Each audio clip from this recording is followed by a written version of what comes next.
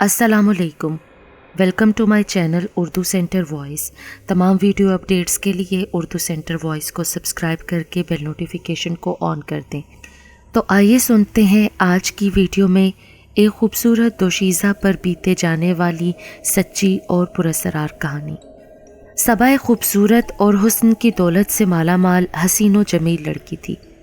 अपने वालिदैन और भाई की लाडली होने के बावजूद गरूर और तकब्बर और खुदसरी से दूर थी। हाल ही में तालीम मुकम्मल की थी और अब आजकल घर पे होती थी। बकौल उसकी अम्मी के अच्छे रिश्ते के इंतज़ार में थी। वो अक्सर अपनी अम्मी को टोका करती, क्या है अम्मी, आप भी ना हर आए गए से मेरे रिश्ते की बात किया करती हैं।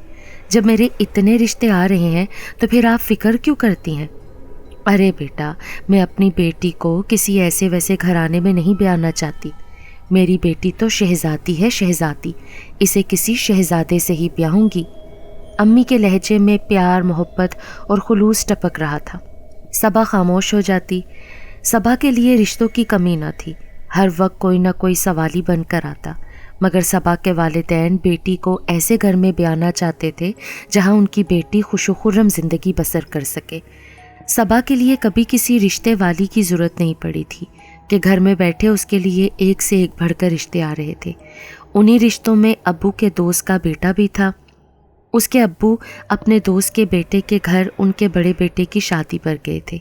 वहीं पर उनके छोटे बेटे ने जो सबा को देखा तो पहली नज़र में उसे सबा बहुत अच्छी लगी। शादी के हंगामों से फारिग होते ही उसने अपने घर वालों को सबा के लिए भेज दिया। अभी सबा के वालिदैन ने उन्हें कोई जवाब न दिया था। सबा के लिए आए हुए तमाम रिश्ते ही अच्छे घरानों के थे, मगर उन सब में अशर का रिश्ता उन्हें सबा के लिए बेहतर लगा। अशर अबू के दोस्त का बेटा था। अबू उनकी फैमिली को ज़ाती तौर पर जानते थे। अशर बाहर से आला तालीम हासिल करके आया था और अब अपने भाई और वालिद के साथ उनके बिज़नेस में उनका हाथ बटा रहा था। सबा की कोई बहन तो थी नहीं। अम्मी भी हर वक्त काम में मसरूफ़ रहती थीं। सबा भी अपनी अम्मी के काम में हाथ बटाती और जब काम से फारिग होती तो उसे तन्हाई का एहसास होता। उसकी एक आदत थी, वो अक्सर अकेले में गुनगुनाया करती थी। उसकी आवाज़ भी उसी की तरह खूबसूरत सुरीली थी। कॉलेज यूनिवर्सिटी में भी वो अपनी आवाज़ का जादू जगा चुकी थी। उस दिन मौसम सुबह से ही बहुत खुशगवार हो रहा था। जाती सर्दी और आती बहार ने मौसम में दिलकशी पैदा कर दी थी। खुनक हवा चल रही थी। सबा नहा कर निकली तो कुछ देर धूप लेने की गर्ज से छत पर आ गई। नर्म नर्म धूप बहुत भली मालूम हो रही थी। आसमान पर कभी बादल छा जाते और कभी तेज़ हवा के ज़ोर पर आगे चले जाते। सूरज बादल की ओर से झांकने लगता। कभी धूप कभी छाँव के इस खेल ने सबा की तबीयत को मसरूर कर दिया। हस्बे आदत सबा के लब गुनगुना उठे। वो माहौल से बेखबर अपनी धुन में गुनगुनाने और अपने लंबे खूबसूरत बालों से खेलने में मसरूफ़ थी। वो आहिस्ता आहिस्ता अपने बालों में ब्रश फेर रही थी, साथ ही अपना पसंदीदा गाना गाने में मसरूफ़ थी। फिर उसे लगा कोई और भी उसकी आवाज़ में शामिल है। उसने चौंक कर आसपास देखा तो उसे कोई नज़र ना आया। उसने सर झटका और दोबारा अपने मशगले में मगन हो गई। इस बार बिल्कुल वाज़ेह आवाज़ सुनाई दी। उसने अपने चारों तरफ नज़रें दौड़ाईं, मगर उसके सिवा वहाँ और कोई दिखाई ना दिया। उनके बाएं तरफ का घर खाली पड़ा था, जबकि दाएं तरफ का घर उनके घर से नीचे था। फिर भी अपनी तसल्ली के लिए उसने दोनों घरों में झांक कर देखा, मगर वहाँ भी कोई ना था। नीचे वाले घर से किसी का ऊपर चढ़ना और फिर इतनी जल्दी उतरना मुमकिन न था, और खाली घर तो कब से खाली पड़ा था। कुछ देर गुमगू की कैफियत में मुब्तला रहने के बाद उसने दोबारा गाना शुरू कर दिया। इस बार भी कोई मर्दाना आवाज़ उसके आसपास उभरी थी। अब तो किसी भी शक व शुबे की गुंजाइश बाकी न रही थी। खौफ के शदीद एहसास ने सबा के पूरे वजूद को अपनी लपेट में ले लिया। वो पूरी कुव्वत से चीखती हुई नीचे की तरफ भागी, ये जाने बिना कि उसके लहराते लंबे घने स्याह बाल किसी के दिल का करार लूट गए थे। सबा दौड़कर सीधा अपने कमरे में आई। उसकी सांस बुरी तरह फूली हुई थी। खौफ की शिद्दत से हाथ पांव ठंडे हो चुके थे। वो अपने बेड पर आई और कंबल में खुद को लपेट लिया। अनदेखे वजूद की आवाज़ पर गौर करते करते ना जाने कब वो नींद की वादी में उतर गई।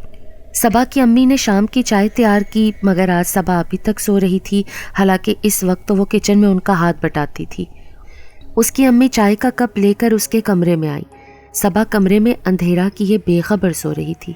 اس کی امی نے آواز دے کر جگایا، صبا بیٹا اٹھو، دیکھو کتنی شام ہو گئی ہے، اتنا ٹائم ہو گیا ہے اور تم ہو کہ ابھی تک سو رہی ہو، تمہارے ابو کے آنے کا وقت ہو گیا ہے بیٹا، چلو اٹھو شاباش، جلدی سے فریش ہو کر آؤ، میں نے تمہارے لیے گرما گرم چائے بنائی ہے۔ امی ابھی میرا موڈ نہیں ہے، آپ پی لیں۔ ہیں موڈ نہیں ہے؟ کیوں؟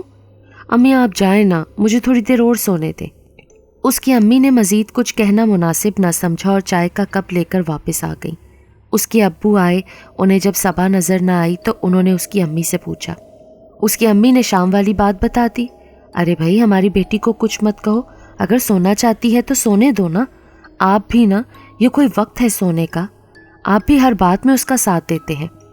ایک ہی تو بیٹی ہے ہماری، اس کے لاڈ ہم نہیں اٹھائیں گے تو بھلا کس کے اٹھائیں گے؟ کہاں ہے ہماری بیٹی؟ خود اس کو لے کر آتے ہیں۔ رشید صاحب نے کرسی سے اٹھتے ہوئے کہا، ابو پریشان مت ہوں، میں بالکل ٹھیک ہوں۔ اس نے پیار سے اپنے باپ کے گلے میں بازو حائل کرتے ہوئے کہا، پاپا کی جان کیا ہوا تھا؟ ہماری بیٹی کو آپ کیوں بے وقت سو رہی تھی؟ سر بھاری سا ہو رہا تھا ابو، اسی لیے میں کچھ دیر کے لیے لیٹ گئی تھی اور امی نے آتے ہی آپ کو پریشان کر دیا۔ اس کی بات پر پہلے اس کی امی نے مصنوعی خفگی سے اس کی طرف دیکھا، پھر دونوں ہی مسکرا دیے۔ صبا اور سعد اپنے والدین کے دو ہی بچے تھے۔ سعد نے تعلیم مکمل کر کے جاب شروع کر دی تھی اور کمپنی کی طرف سے باہر چلا گیا تھا۔ اس کے ابو بھی آفس جاب کرتے تھے، گھر میں روپے پیسے کی کمی نہ تھی، گھر کا ماحول اچھا اور دوستانہ تھا۔ صبا تعلیم سے حال ہی میں فارغ ہوئی تھی اور اس کی امی کو اس کی شادی کی فکر ستانے لگی تھی۔ اس کے رشتے تو بہت پہلے سے آ رہے تھے، مگر اس کی امی نے کسی کو بھی حوصلہ بخش جواب نہ دیا تھا کہ بیٹی کی تعلیم متاثر نہ ہو۔ اب بھی کئی اچھے گھرانوں کے رشتے صبا کے منتظر تھے، مگر ہر والدین کی طرح صبا کے والدین بھی بہت سوچ سمجھ اور دیکھ بھال کر اس کا رشتہ کرنا چاہتے تھے۔ آخر کار صبا کے لیے ان کی منشا کے مطابق رشتہ مل ہی گیا۔ وہ لوگ اس کے ابو کے دوست تھے اور کافی خوشحال اور مذہبی گھرانہ تھا۔ دونوں طرف سے باہمی رضامندی کے بعد منگنی کی رسم رکھی گئی تھی۔ منگنی کی تقریب میں صبا نظر لگ جانے کی حد تک حسین لگ رہی تھی۔ دونوں طرف سے مشترکہ رسم کرنا طے پایا تھا۔ صبا کے ہونے والے منگیتر نے صبا کے سجے سورے روپ کو دیکھا تو دنگ رہ گیا۔ صبا تصویر سے زیادہ حسین لگ رہی تھی۔ اسے اپنی قسمت پر رشک آ رہا تھا، ساتھ ہی وہ خدا کا شکر گزار بھی ہو رہا تھا کہ جس نے اس کے نصیب میں اتنی بہترین شریک سفر عطا فرمائی تھی۔ اسے اپنے گھر والوں پر بھی فخر محسوس ہو رہا تھا جنہوں نے اس کے لیے اتنا اچھا انتخاب کیا تھا۔ وہ اپنی سوچوں میں گم تھا۔ اس کی بڑی بہن نے اسے ٹہوکا دیا، اشر کہاں کھو گئے؟ انگوٹھی پہناؤ نا۔ ان کے لہجے کی شرارت سے اشر جھینپ سا گیا۔ اس نے انگوٹھی ہاتھ میں لے کر جیسے ہی صبا کی انگلی میں ڈالنا چاہی، اچانک صبا بے ہوش ہو گئی۔ اس کے اس طرح بے ہوشی پر سب گھبرا اٹھے اور اسے ہوش میں لانے کی تدبیریں کرنے لگے۔ نہ جانے ایسا کیا ہوا تھا کہ صبا بے ہوش ہو گئی تھی اور لاکھ کوشش کے باوجود اسے ہوش آ کر ہی نہ دے رہا تھا۔ جب سب تدبیریں بے سود ثابت ہوئیں تو اسے ہسپتال لے جایا گیا۔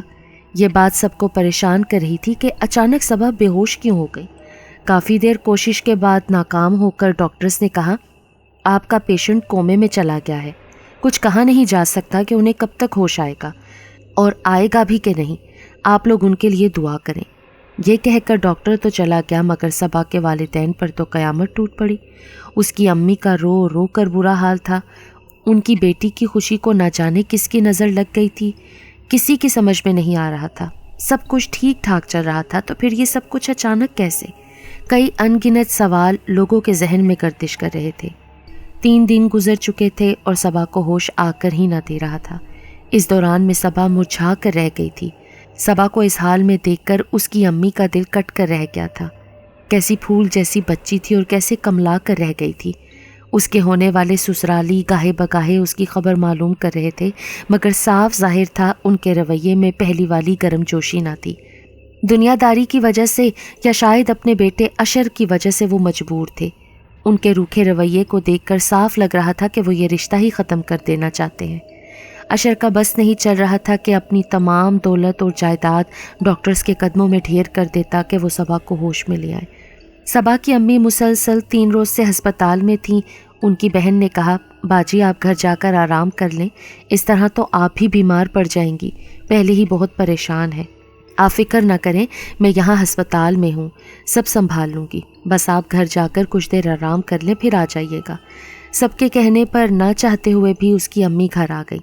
گھر آ کر بھی ان کا کہیں دل نہیں لگ رہا تھا۔ اپنی ہر نماز میں وہ صبا کے لیے دعا گو تھیں۔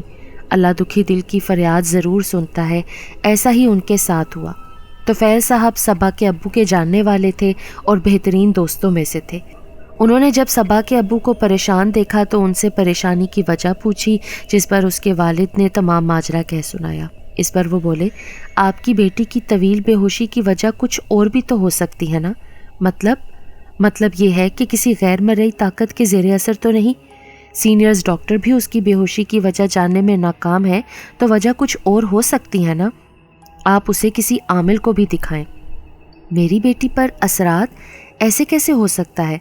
ارے بھائی ہونے کو تو کچھ بھی ہو سکتا ہے، آپ اپنی تسلی کے لیے ایک بار کسی عامل سے رجوع کر کے تو دیکھیں رشید صاحب، سب کچھ ٹھیک ہو جائے گا۔ مگر آج کل اچھے عامل کہاں ملتے ہیں، سب جعلی پیر فقیر ہیں، سب روپے پیسے بٹورنے کے لیے بیٹھے ہیں۔ آپ پریشان مت ہوں، میں ایک عامل کو جانتا ہوں، وہ مخلوق خدا کی بے لوث خدمت کرتے ہیں۔ میرے اپنے بھی کئی مسئلے انہی کی وجہ سے حل ہوئے ہیں۔ تم آج شام اس طرح کرو، میرے ساتھ چلو، ایک بار چل کر تو دیکھ لو، ان سے اپنا مسئلہ بیان کرو، انشاءاللہ سب ٹھیک ہو جائے گا۔ شام کو حسب وعدہ طفیل صاحب رشید صاحب کو لے کر عامل کے پاس پہنچے۔ وہاں پر پہلے ہی بہت لوگ اپنے مسئلوں کے ساتھ پہنچے ہوئے تھے۔ اپنی باری پر رشید صاحب نے انہیں پوری بات بتا دی۔ کچھ دیر مراقبے میں رہنے کے بعد بابا جی نے کہا آپ کی بیٹی پر ایک جن عاشق ہو گیا ہے، اسے یہ گوارا نہیں کہ صبا کسی اور کی ہو جائے، اسی لیے اس نے صبا کو دنیا کی نظروں میں بے ہوش کر دیا ہے۔ حقیقت میں وہ خود اس سے باتیں کرتا ہے، اسے ہمیشہ کے لیے اپنی دنیا میں لے جانا چاہتا ہے۔ بابا جی کی بات سن کر رشید صاحب پریشان ہو گئے۔ انہوں نے بڑی عاجزی کے ساتھ بابا سے درخواست کی کہ وہ اس جن سے ان کی بیٹی کا پیچھا چھڑائیں۔ آپ اللہ پر بھروسہ رکھیں، انشاءاللہ سب ٹھیک ہو جائے گا۔ ان کی ہدایت کے مطابق صبا کو گھر لے آیا گیا۔ بابا جی خود بھی گھر آئے، انہوں نے صبا کو دیکھا، پھر کہنے لگے آپ سب لوگ یہاں سے چلے جائیں۔ پھر وہ حصار کھینچ کر بیٹھ گئے۔ یہ عشاء کے بعد کا وقت تھا، ماحول پر ایک عجیب سی اداسی چھائی ہوئی تھی۔ صبا کے والدین کے دل کی دھڑکن ہر گزرتے لمحے کے ساتھ بڑھتی جا رہی تھی۔ کسی بھی لمحے کچھ بھی ہو سکتا تھا۔ اس کی ماں بھی اپنی بیٹی کے ٹھیک ہونے کی دعائیں کر رہی تھی۔ بابا جی اپنی پڑھائی میں آنکھیں بند کیے مصروف تھے۔ اچانک صبا کے وجود میں جنبش سی ہوئی، پھر وہ ایک جھٹکے سے اٹھ کر بیٹھ گئی۔ اس کی سرخ انگارہ آنکھیں بابا کو گھور رہی تھیں۔ اس کے چہرے کے بگڑے زاویے اور لہو برساتی آنکھیں ہرگز صبا کی نہ تھیں۔ اس کی بگڑی شکل دیکھ کر رشید صاحب بھی خوفزدہ ہو گئے۔ بند کر یہ تماشا، اچانک اس کے منہ سے غراتی ہوئی آواز برآمد ہوئی۔ بابا جی نے آنکھیں کھول دیں اور صبا کی طرف دیکھتے ہوئے کہا تماشا تو یہ ہے جو تو نے لگا رکھا ہے، کیوں پیچھے پڑا ہے اس معصوم بچی کے؟ یہ مجھے اچھی لگی ہے، میں اس کو اپنانا چاہتا ہوں، یہ کسی کی نہیں ہو سکتی۔ جن نے ہٹ دھرمی سے کہا اسے اپنانا چاہتے ہو، یہ جانتے بھی ہو یہ تمہاری قوم میں نہیں ہے، تو کیا ہوا، یہ میرے ساتھ رہے گی۔ تم اچھی طرح جانتے ہو نا کہ خاک اور آگ کا ملاپ ممکن نہیں۔ تم اس لڑکی کو چھوڑ دو، اپنی دنیا میں لوٹ جاؤ، ورنہ مجھے مجبوراً دوسرا راستہ اختیار کرنا پڑے گا۔ بابا کے لہجے میں جن کے لیے واضح دھمکی تھی۔ تو کیا کرے گا بابے؟ بس بہت ہو چکا، میں تجھ سے شرافت سے بات کر رہا ہوں اور تیری سمجھ میں نہیں آ رہا۔ بابا جی تو سخت جلال میں آ چکے تھے۔ بابا نے اپنی تسبیح اٹھائی، اپنا وظیفہ شروع کر دیا۔ وہ جیسے جیسے پڑھتے جا رہے تھے صبا کی بے چینی میں اضافہ ہوتا جا رہا تھا۔ اسے پلنگ پر رسیوں کے ساتھ جکڑ کر باندھا گیا تھا، ساتھ بابا نے اس پر حصار کھینچ رکھا تھا۔ یہی وجہ تھی کہ باوجود کوشش کے وہ پلنگ پر ہی کسمسا کر رہ گئی تھی۔ بابا جی کے جلالی وظیفے کا نتیجہ یہ نکلا کہ وہ جن منت سماجت پر اتر آیا، کہنے لگا خدا کے لیے بس کر دیں، مجھے تکلیف ہو رہی ہے۔ لیکن بابا انسنی کیے پڑھتے رہے۔ تبھی جن نے کہا اچھا میں جاتا ہوں، جیسا کہو گے میں ویسا ہی کروں گا۔ جن نے شکست خوردہ آواز میں کہا اتنی آسانی سے شکست کیسے تسلیم کر لی؟ دکھاؤ اپنے شوبدے، جن ہونے پر ناز کر رہے تھے نا۔ مجھے جان پیاری ہے، میں خاکستر نہیں ہونا چاہتا، اس لیے جا رہا ہوں، لیکن جاتے ہوئے اس لڑکی کی ایک نشانی میں اپنے ساتھ لے کر جاؤں گا۔ ہمیں کیسے یقین آئے گا کہ تم جا رہے ہو؟ اپنی بات سے مکرو گے تو نہیں نا؟ بابا نے باروب لہجے میں کہا۔ میں بھی مسلمان ہوں، اپنی بات سے مکرنا مجھے زیب نہیں دیتا۔ میں کئی دنوں سے اس کے ساتھ ہوں، مگر میں نے اسے بلا وجہ تنگ نہیں کیا۔ مجھ سے یہ برداشت نہیں ہوا کہ یہ کسی اور کی ہو جائے، اسی لیے مجھے یہ سب کچھ کرنا پڑا۔ لیکن میں اب جا رہا ہوں۔ تمہیں حضرت سلیمان علیہ السلام کی قسم ہے، اگر جو تم نے دوبارہ اس لڑکی کو پریشان کیا یا نقصان پہنچانے کی کوشش کی۔ بابا کی ابھی بات پوری بھی نہ ہوئی تھی کہ صبا پلنگ پر گر گئی۔ بابا نے اپنا وظیفہ مکمل کیا اور حصار سے باہر آ گئے۔ صبا کافی کمزور لگ رہی تھی، اس کو دم کیا ہوا پانی پلایا گیا۔ بابا نے اس کے گلے میں تعویذ ڈالنے کے لیے دیے اور ساتھ ہی ہدایت کی کہ اس لڑکی کو اکیلا مت چھوڑے، خاص طور پر اسے کسی کھلے مقام پر نہ جانے دے، کسی بھی صورت تعویذ گلے سے نہ اترنے دے، اور جتنی جلدی ممکن ہو اس کی شادی کر دے۔ اس لڑکی کے حق میں یہی بہتر ہے۔ ان تمام ہدایات کے ساتھ عامل جا چکے تھے۔ صبا کے والدین بے حد خوش تھے، ان کی بیٹی ٹھیک ہوتی جا رہی تھی۔ کچھ عرصے کے بعد اس کے لمبے گھنے خوبصورت بال جھڑتے جھڑتے بالکل کم ہو چکے تھے۔ شروع میں یہی لگا کہ کمزوری سے ایسا ہے، مگر ہر تیل کی مالش، ہر ٹونک کے استعمال کے باوجود ان بالوں میں نشو نما نہ ہو سکی۔ تو پھر اس کے والدین نے یہ بات خیال کی کہ جن نے جس نشانی کا ذکر کیا تھا کہ وہ صبا کی ایک نشانی اپنے ساتھ لے کر جائے گا، کہیں وہ یہی تو نہیں تھی؟ وہ جن اس کے لمبے خوبصورت اور حسین بالوں پر فریفتہ ہوا تھا۔ شاید جو چیز اس کو پسند تھی وہ جاتے جاتے اپنے ساتھ لے گیا۔